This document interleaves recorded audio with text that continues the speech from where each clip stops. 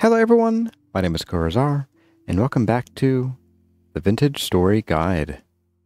We are back in the world after a fun episode, last episode, where we invited a friend into our world and we went for a big adventure. And I would like to just give one more big thanks and shout out to Raccoona for joining me in my world and taking time out of his day to make a fun episode and a fun experience. During this episode, though, we made a big discovery, and we found a fourth. Count them. 1, 2, 3, 4. A fourth Translocator very close to our base. It is down this death hole over here that I still have trouble finding. There it is. Okay. I often jump around here looking for it, hoping I don't fall straight in. And yes, there is a Translocator down here that goes to, well, somewhere. I actually popped in, did the recording of last episode, and then popped out without even looking at the map, so I'm not quite sure where it is. So exploring that is definitely on the agenda for today, but there are a couple things I want to tend to first. First of all, I hate that hole. I want to paper it over and make sure we can no longer fall into it and die, so we're going to do that. And in doing so, we will also build like a staircase, maybe off of the path here, down to the Translocator, so we can just walk there rather than climbing. The other thing is that we also found a whole bunch of copper, especially over in the chalk mines area, and I'm getting a bit short of copper, so I wanted to go and pick up some of that stuff. And that's right, if we're mining copper on screen, you know what that means. It's 20 questions time. A lot of you guys have submitted thoughtful and interesting questions, and I want to answer them because I think questions deserve answers. So I'm going to get everything prepared, and we're going to set off and do some mining while I answer your questions. Let's get to it. Alright everyone, it's time for your 20 questions while I mine out some copper and fight drifters. You'll see. Our first question is from Saneru. On average, how much time do you spend on chores like smithing, farming, cooking, and so on? And I assume that this is a question specific to Vintage Story. I haven't actually measured this before, so this is kind of an estimate, but here goes. I play for about 3.5 hours total per episode. I usually record between 60 and 90 minutes of footage, sometimes longer, but most of the time between cuts is spent working on setting things up for the next scene. That leaves probably about 30 to 60 minutes per episode of chores, though it's usually not spread out evenly. Oftentimes I'll have a few short recording sessions with no chores, and then spend 2 or 3 hours chopping trees, smelting metal, mining coal, and so on. Mr. Fatan asks, what version of Vintage Story did you start playing, and how did you find out about the game? I discovered Vintage Story from Paul Storrs Jr. when he did a short Let's Play on the game. Then I watched some of Ashanton's videos, and then went and bought the game. When I started, it was at the tail end of version 1.13. Things sure have changed since then. R. Candy asks, I found some oiled hides as treasure in Vintage Story, but they're stuck at 0% curing. How do I fix this? Not sure. I don't think oiled hides are generated as treasure in the vanilla game, so the mod that's generating them is probably causing a bug. Unfortunately, you might just have to throw those out and make them yourself. Closed Spacefire asks, would you ever consider doing a shorter form or heavier or modded series of Vintage Story? Possibly. I dabbled in that a little bit with the Rusty Gear season that I took part in back in early 2023. Maybe when this season of the guide series is over, we can tinker around with some more extensive mods. Tizona Amanthia asks, do you have any fun or silly holiday traditions for holidays like the New Year? Honestly, at this stage in our lives, we like to kind of keep holidays pretty low-key. With all our family at least an hour away, having to pack everything we need to bring for dinner along with all the accoutrements for bring a toddler, diapers, wipes, spare clothing, toys, books, yada yada, holidays are exhausting. So usually when we get back from a holiday dinner with our family, our usual go-to is to have something like warm spiced meat or something similar while we veg out in front of the TV. Scarlet's Channels asks, what would you want out of a, quote, cave update for Vintage Story? This kind of ties into the questions about land vehicles and beasts of burden that people have asked before. The single biggest thing I want out of a cave update is the complete elimination of the vertical cave shafts that create tubes straight from ground level down to the bottom of the world. Beyond that, I'd want to see some more interesting variations with caves. Maybe caves in areas with high temporal stability could have more ruins, since those might have been safe spaces, at least for a while, for people hiding from the drifters and the rot. It could be fun if there were some traders who only lived on the ground, dealing in rare or weird items, or maybe with ore and gems. MH4Wheel asks, have you ever thought of doing a Vintage Story collaboration series with another content creator as a sort of pro and noob mentoring series? I haven't really thought about that before. It's an interesting concept, but the main thing that keeps me from doing any long-term collaboration is that recording Vintage Story takes a serious amount of time. It's not a fast-paced game, so it would require a collaboration partner with a schedule that pretty much 100% matches mine. I think as far as a pro versus noob structure, the most difficult thing to work around is what happens when the noob starts consistently out-designing, outbuilding, and outpacing the pro. If both players commit to the bit and the noob purposely is always the noob, even if their ideas end up being used by the pro to build whatever they're building, then that could work, though the audience might not always be aware when the credit should go to the noob for a design or other inspiration. I could see that causing tension between the pro and the noob. Leon Oliviera asks, what kind of animal or other mob would you want to see in Vintage Story updates? I think I'd like to see more ambiance animals, in the same vein as butterflies. Completely pointless from a mechanical perspective, but which add life to places like forests and so on. On the other hand, beasts of burden we can attach to carts or ride around would also be great. Sergeant Psycho asks, with homesteading on the rise in general, what does your real-life pantry look like? There isn't a whole lot of homesteading I can do here in deeply suburban America, so my pantry is mostly store-bought ingredients. The main thing I can think of that's even remotely related to homesteading is that my wife's father was, until recently, a hunter, and he has kept our freezer stocked with more venison than we can shake a stick at. I do also plant a little garden out back every year, but this year I hardly got anything to grow. I did plant some wildly invasive berry bushes, aka raspberries, and even in their first year, they gave us a pretty steady stream of berries. I'd like to plant some pawpaw trees, since they're native to the area where I live, but I'm the only one in the house who likes them, and I'm slightly allergic to them. That doesn't stop me from eating them, but I'm not sure what I would do with multiple bushels of pawpaws. Ray Pradana asks, what considerations need to be made as far as location, resources, and materials when building a base over water? I think that due to how resources are placed in Vintage Story, and how large of an impact travel time can have, a base over water is definitely something done specifically for the aesthetics. From a mechanical perspective, building over water is a difficult place to set up. You have to import all of your growing soils, wood, animals, and so on, though this can be less impactful if you build close to the shore. You also don't get to avoid drifters at all, because drifts can open up and they will happily spee out drifters on the sea floor to swim up onto your house and annoy you. Other than that, I don't think there are any specific considerations I would make aside from being able to acquire the building materials you want.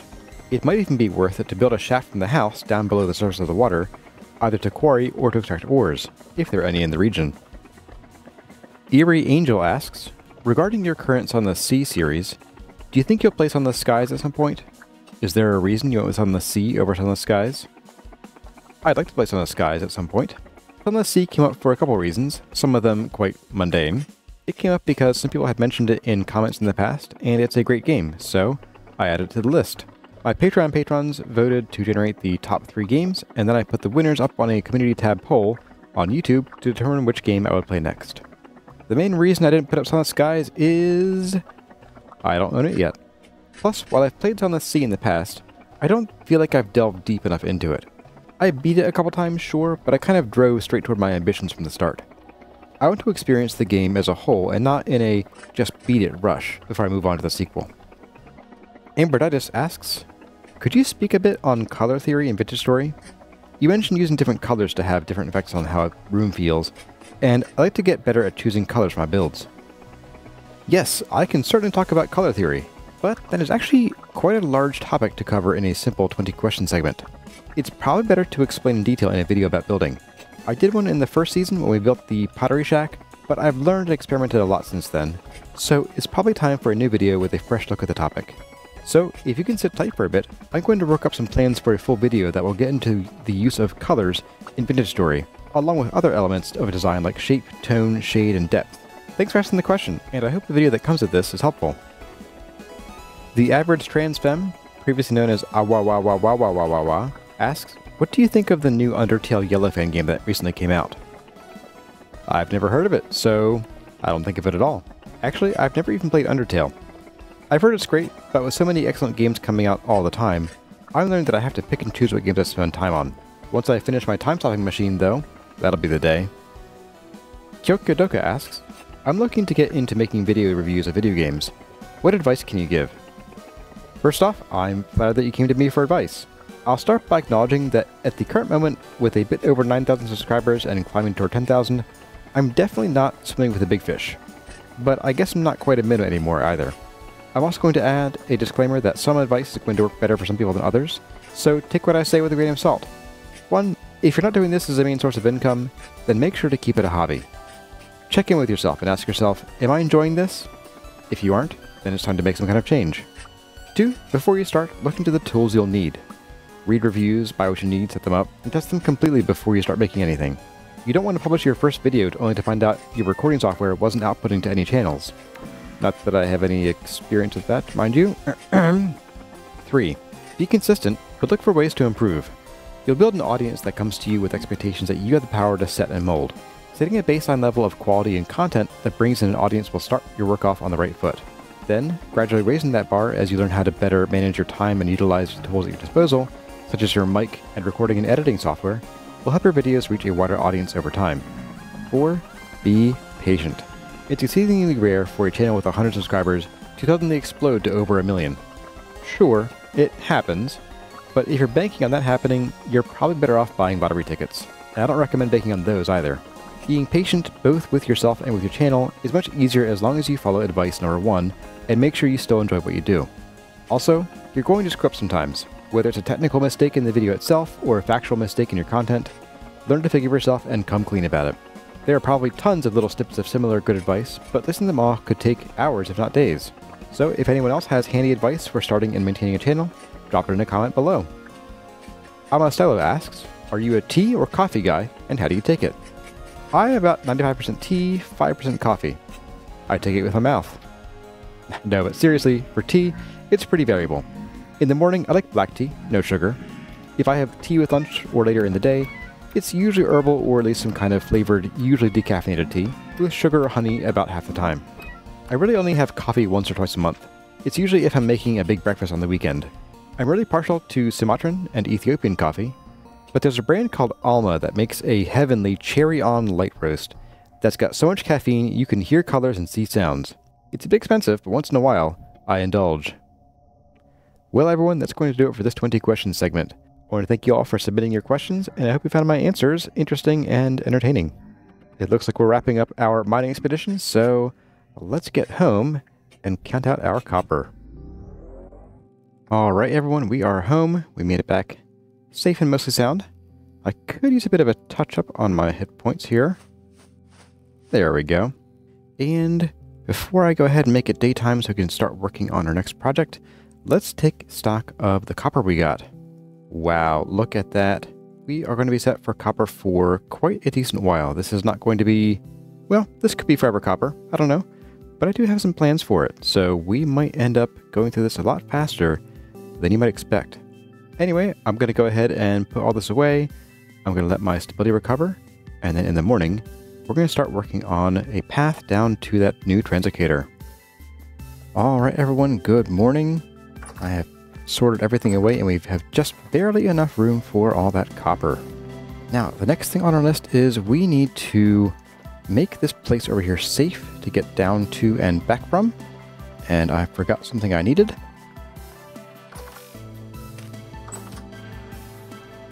Okay, back on track. So we are going to dig ourselves a little path from the translocator up to the surface here. And then we are going to paper it over and light the place up permanently. Alright, here is the very scary descent. I can't wait to get my ladders back too. Let's go ahead and we're just going to drop a lantern on the floor. How about right there? And then, you know, we do need to clean this up a bit, so we'll come back when we have like a chest we can put these in. We have some additional stuff here that I need to pick up and clean out. We are pretty closely aligned with the path here. So let's just kind of pop over here, I think like 2 blocks. And I'll just dig this out here. 2 blocks and then 1 for good luck. And that way we can do a 2-block wide stairway up to the surface. So I'm going to go ahead and get started on that. I'm going to recess it by 1 further block. And I think we'll make these 4 blocks tall. So in theory, we should be able to put down stairs like that. And we shouldn't have to worry about running into the ceiling with our foreheads.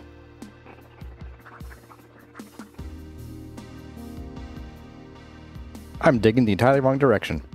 Wow. Look at me go. Well, I'm going to just go ahead and patch this back up a little bit with all the dirt that I don't have. I'm going to pick these back up. We'll just patch these up. You guys didn't see anything. Nothing to see here. No mistakes were made. Okay, so we need to go this way with our path. Oh, I got turned around because of that. Okay. Well, we can do that too. That's fine. That is perfectly fine. I don't want to come up on this side because that would put us really close to the road. Well, that might not be a bad thing. What I don't want to have is, I don't want to come up like here and have a really close, sort of short Y intersection. But given that we're only, what, 20, couple blocks below the surface, maybe 30. Let's see, if we go 30 blocks out here, 531 to 560-ish. So we should already be on the surface by somewhere over here. So that might actually work out pretty well. Okay, so this time, let's get to it for real.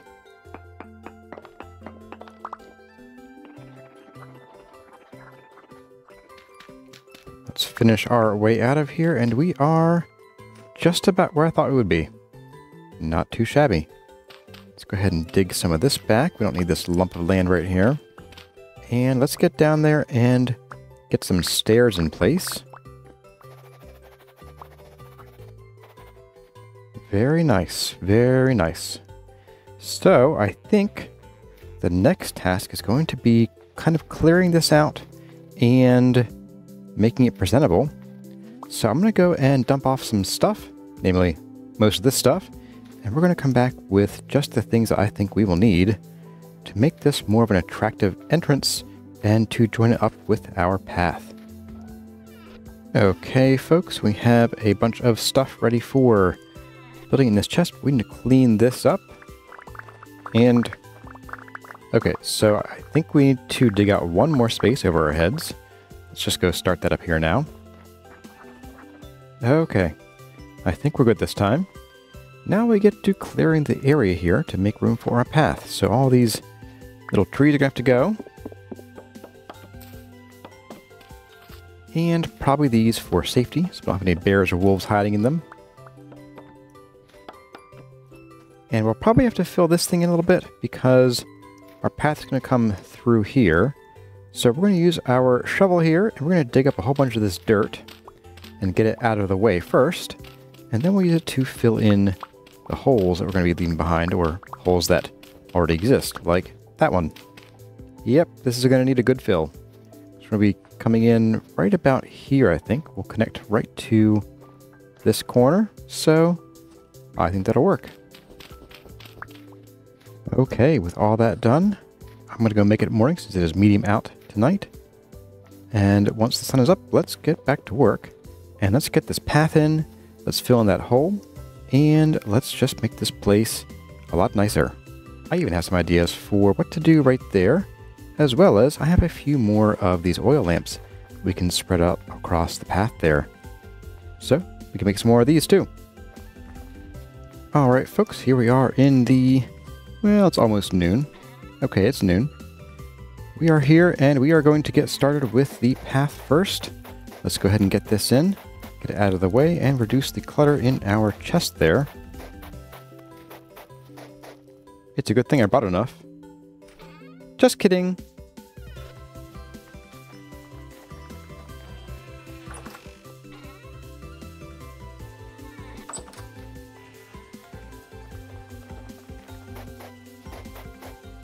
Okay, and since I brought enough the first time, that means we are just in time to go ahead and work on the next bit, which is going to be the lining here. Let's go ahead and dig up all of this extra dirt. There we go, and this time we are hopefully going to have enough of the sandstone gravel that I love so much for lining paths. There we go, we made it this time. Okay, now for this here, I don't really like having just dirt here hanging over our heads. So we're going to go ahead and we're going to clear this out. And I have something a bit special today. We are going to... right, it is on my back. There we are. We are going to line this with some blue clay bricks. Let's go ahead and get that in here. There we go. That looks nice and sturdy, which is just what we needed. And then just to keep things from falling on our heads while we're getting out of here, we can put some fences up like this.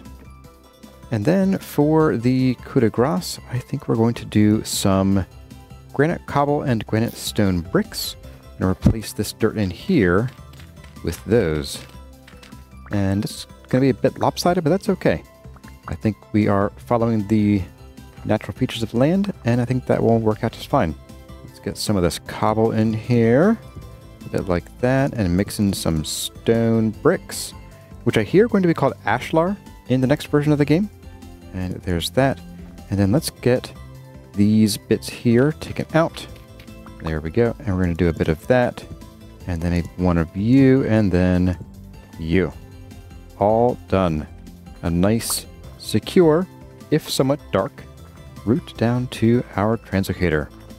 Now, I thought it would be fun, since we don't want to have like a 2-block tall dirt wall showing, and I didn't really want to just do a bit of like a stair step here. I think what I can do is if we dig this away just one more block, I want to do something different here, and that is a little retaining wall, probably with some more granite, because it's what we have with us. Maybe even up to there.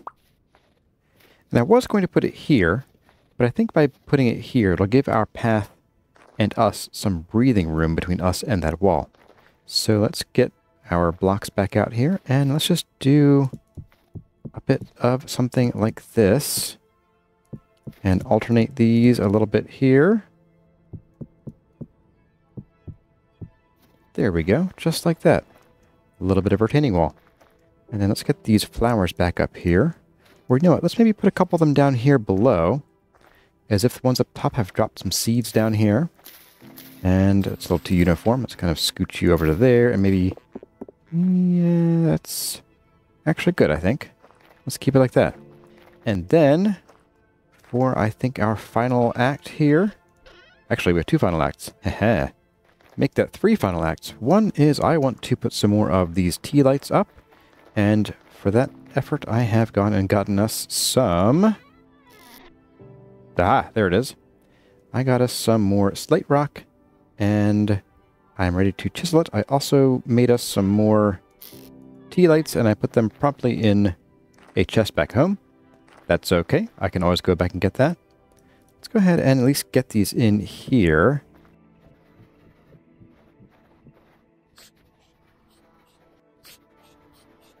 There we are. Now, I did note that it is kind of dark down here, so I thought maybe we'd come in and, again, maybe every 10 blocks or so, we could put another tea light in the wall, or maybe even just on the wall. Do I like it on or in better? I think in's going to look better. Let's start here. Let's do one here. I think I'll put them on little ledges right there like that, on that side.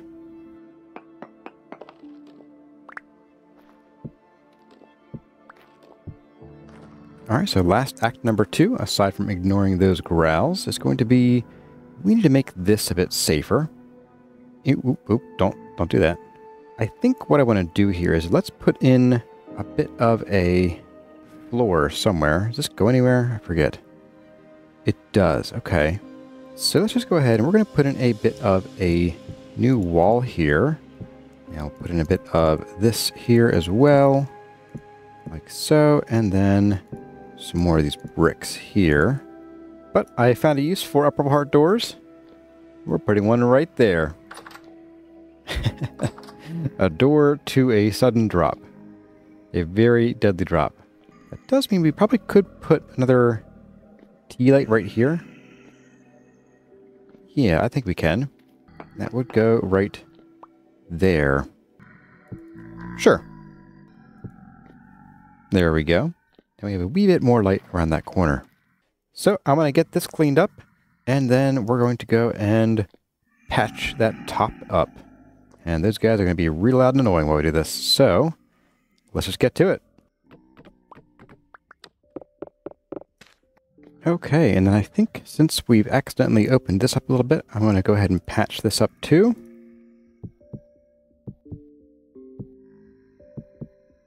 And let's patch this up as well. Like so. And you're going to be a problem. Oh, shoot. Of course you're a crawler. Get out of here. Just the one of you? Seems like. I'll take it. Okay, there we go. A very gray, but at least it's very consistent design here. Let's bring this down one more here, because we are going to be coming down to the floor. So maybe let's do something like this. Kind of clear this out. We can put the lantern up a little somewhere higher. Let's do it like there, I think. And we just need one more set of stairs right there. Like that and that. And there we go. We're done. A beautiful purple door. Gray interior everywhere else. Oh, and bright yellow lantern. Okay, now we need to go and find the hole without falling in. And we're going to retrieve as many of our ladders as we possibly can. Which should be all of them, actually. There we are. And then we're going to patch this up with probably, I'm thinking 3 layers of dirt, just in case. So we're going to start with this layer here.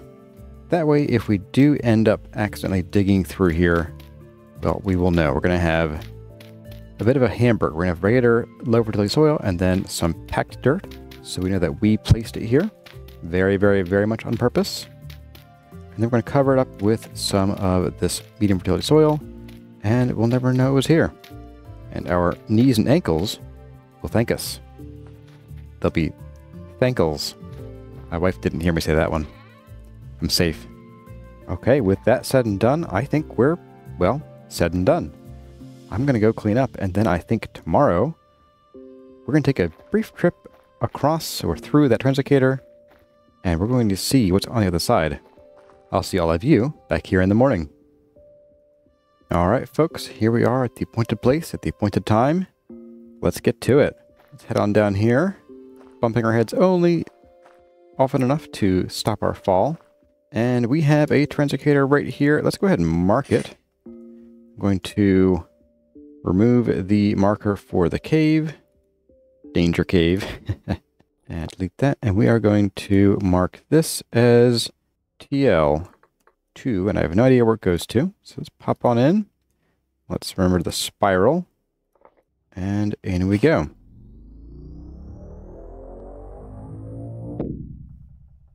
Okay, so we are in a granite. We are actually pretty high up in the world. But it looks like we're under some kind of mountain, so we might actually be kind of low in a way. That's fine. Paintings and seeds. Ooh, I'll take some gears, why not? And, ooh, a blackguard helm, some hematite, a tuning cylinder, don't mind if I do. I'll take that. I think we already have a couple of those now, don't we? And I'm going to leave these scraps and things here. And jump over this. And let's see what we have down here. Oh, that goes deep. Wow. Well, let's take quick stock of where we are. Okay, so we are... Yep, we're under some kind of mountain here. It's a neat, very gentle slope. I like that. Can't see much in the way of any kind of features aside from landscape, though there looks to be a trader right there. Okay. So, let's go down first, since we do have our armor on. Although, you know, we could just go up in the cave first and see what all is here. So we have some copper here. We have a sheer vertical shaft, apparently. It goes to here, apparently. Let's go ahead and we're going to plop some land down here and keep climbing. Oh, okay. Well, I hear friends, which is always great fun. Hello, friend. You're a surface drifter. We are indeed not terribly deep. Let's take a quick run through here. I smell a dead end. Yep. That cinnamon scent. Oh, but while we're here, let's go ahead and take a tippy tap with a very brand new pro pick and see if there's anything interesting in the area. Bismuth, zinc, copper, cinnabar. Nothing terribly exciting. That's okay. I'm going to mark you off with that. And let's very carefully make our way up here and see what there is to see up here. I sense more dead ends. Lots of them. Oh, come on. That might actually have more. So let's go ahead and check out what's down there. I spy a rusty gear. Then we have a very long path down. To a dead end. You guessed it, folks. Dead end. We will mark this little pathlet off as being fully explored.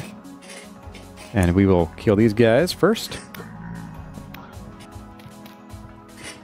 Let's go this way. Ooh, some water. And, ooh, trouble. Okay. Aha! A surface exit. With lots of snow. Interesting. Wow, we're high up. We're at 146. And the fish are not frozen in their pond, apparently. If you guys can see that. There they are.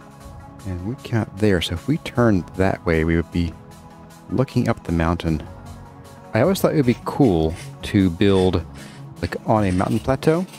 The problem is that since elevation of Vintage Story changes your sort of climate so quickly, it can be really hard to build or live there if you're in a temperate area. Let's get back here and on inside. Oh my goodness. Right, it's a very high rifty day, so I'm taking any damage yet. I've taken 1/2 of 1 point of damage. Gone with the wind. Oh, and more surface. Okay. I like this exit better. This is cool. Now that is a view. That is a drop. Let's stay with the view and not the drop. Alright, well I think that is it for this direction. Oh my goodness. More of you. Okay, well, that is that for up here. Let's return down below, as one does.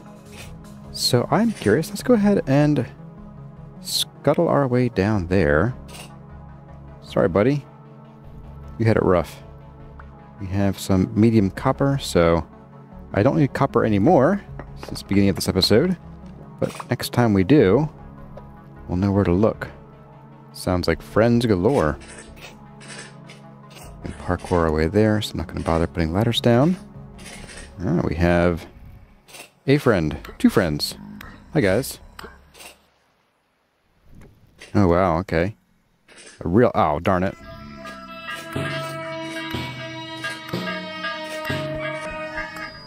Got him. Alright. Let's get some of these guys down. Let these guys fight it out. And we are going to take a bite to eat. And then we'll start fighting for real. Not too shabby. And we got Peaceful Village. Oh, I have played that track, actually, a few times in some episodes. I try to keep it sparse because we haven't actually acquired it till now. Hello, friendo. As I was saying, so I have kept it kind of sparse because we haven't actually heard the track before. Ooh, and more saltpeter. Lots of saltpeter. Oh my goodness. Raccoona. Come check this out. Oh, right, you're not here anymore. I lost him forever. He's my first friend in this world. We have a dead end, though. So that means we can spend a moment, probably, assuming more bells don't spawn. But I guess I could pick up more of this. I don't know that I need more of it at this point, but it doesn't hurt. Ooh, hello. I think about 2 stacks is good. Let's go see if we can find out what's up here. Nothing is the answer. All right. I like it. Well, I think that's plenty of saltpeter for now. Let's go take another gander back this direction. So we've been here. This is where it came from, isn't it? Yes, it is. Okay.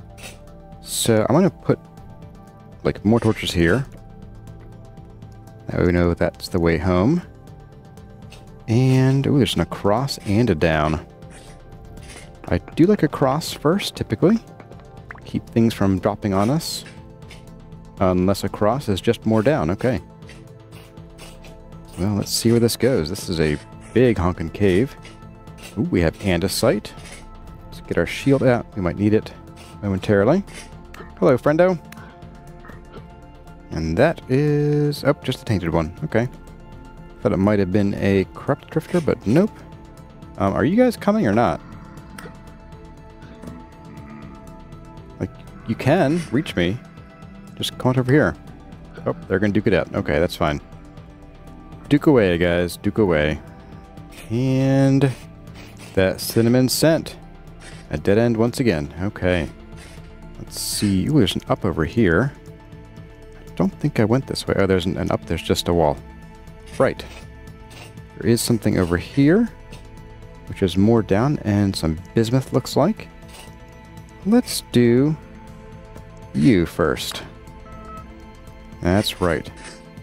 I thought this might lead to there. I'm gonna leave that bismuth though. Cinnamon dead end scent. And ooh, more saltpeter, but no thank you. Oh my. Oh ho. Yeah, I think we're gonna stay up here.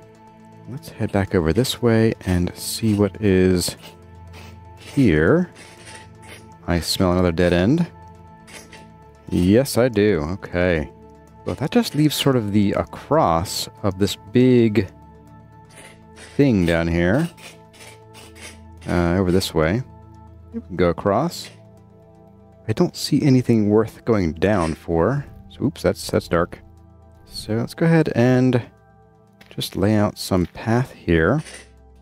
What do we got over here? More copper, more saltpeter, more copper, of course. Some stones. I think I smell more cinnamon. More dead end cinnamon, don't I? I do. Okay. Well, I think that is this whole cave system explored, at the very least. If not completely conquered. So we have plenty of resources that we can get from here eventually. But let's head on out here and let's wrap up this show. Alright, folks, we've made it here. Let's buzz our way on back. And we are home sweet home, or very close to it. Let's get our regular armor back on. Ah, much better. Alright everyone, we are home. So, let's take a quick peek at our haul before we end the episode. We got a few metal parts, and there are some more back in that Translocator room, along with more metal scraps, same thing. We got about 2 stacks of saltpeter, so we're good on bombs and or fertilizer. Totally will use it for fertilizer, I promise, Mom.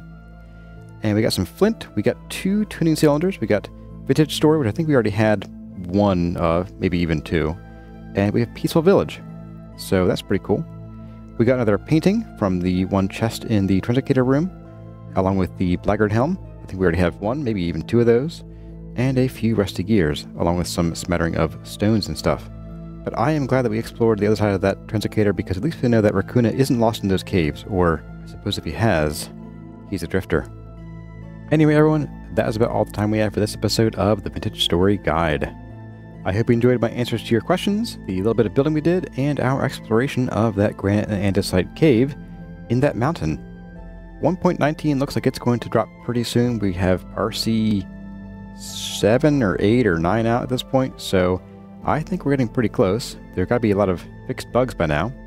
So I'm sure plenty of you are curious to know when I'll be updating to 1.19, and my answer is going to be that when I feel it is stable enough, because even with 1.19.0 whenever it comes out, usually the .0 updates have plenty of bugs in them, especially when you have an existing world. So I might give it a little bit and give the mods a little bit of time to follow suit, but then we'll update in probably the next couple weeks here at the latest. If you enjoyed the episode, let me know by leaving a like or a comment in the section below. And I'd love to have you subscribe if that's your thing. As always, my name has been Corazar. Thank you all for watching, and I'll see you in the next one.